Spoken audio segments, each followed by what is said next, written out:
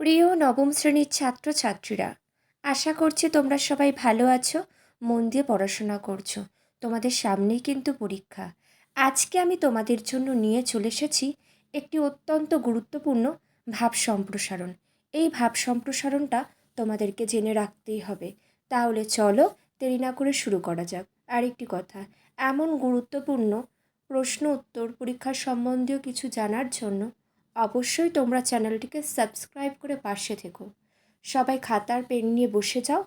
আর যারা ভাবছো যে লিখবো না, অন্তত পক্ষে তোমরা কান দিয়ে জিনিসটা শোনো, বোঝার চেষ্টা করো।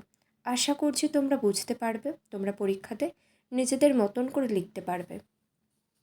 আজকের গুরুত্বপূর্ণ ভাব সম্প্রসারণটা হলো, তোমরা দেখতেই পাচ্ছ, আমরা যদি লাইনটাই ভালো করে পড়ি তাহলে কিন্তু বিষয়বস্তু নিজেরা অনেকটাই বুঝতে পারবো আর নিজেদের মতন করে আমরা লিখতে পারবো।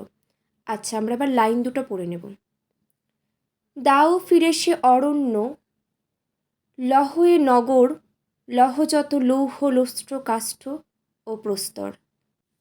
প্রাচীনকালের যে বিশুদ্ধ খাঁটি অরণ্য জীবন ছিল, সেই জীবন, সেই অরণ্য সভ্যতা মানুষ ফিরে পেতে চেয়েছে। আর আমরা এবার এই লাইন দুটির ভাব সম্প্রসারণ বুঝব। চলো তাহলে জেনে নিই। আদিম মানুষ ছিল অরণ্যচারী। প্রকৃতির কোলেই ছিল তাদের জন্ম এবং বেড়ে ওঠা জীবনযাপন সমস্ত কিছু। তারপর মানুষ সভ্য হয়েছে, তৈরি করেছে নগর সভ্যতা, অট্টালিকা, প্রাসাদ। অরণ্য এবং বৃক্ষ কিন্তু প্রথম থেকে নানাভাবে সমৃদ্ধ করে গেছে আমাদের মানব সভ্যতাকে। বেঁচে থাকার জন্য অতি প্রয়োজনীয় অক্সিজেন থেকে শুরু করে জ্বালানি, কাঠ এবং কয়লা, গৃহসজ্জার উপকরণ, খাদ্য, বস্ত্র, বাসস্থান তৈরি সমস্ত উপকরণই কিন্তু নানানভাবে মানুষকে অরণ্য দিয়ে প্রকৃত বন্ধুর মতো সাহায্য করে গেছে। অরণ্য আছে বলেই কিন্তু বৃষ্টিপাত হচ্ছে, বৃষ্টিপাত নিয়ন্ত্রিতও হয়, ভূমিক্ষয় রোধ হয়। অথচ মানুষ অকৃতজ্ঞের মতো অরণ্যের সেই অবদানকে অস্বীকার করে চলেছে, নির্বিচারে অরণ্য ধ্বংস করে চলেছে নিজেদের স্বার্থে। মানুষ আজ এতটাই স্বার্থপর হয়ে উঠেছে যে তারা নির্বিচারে যন্ত্রের মতন অরণ্যের সাথে ব্যবহার করছে।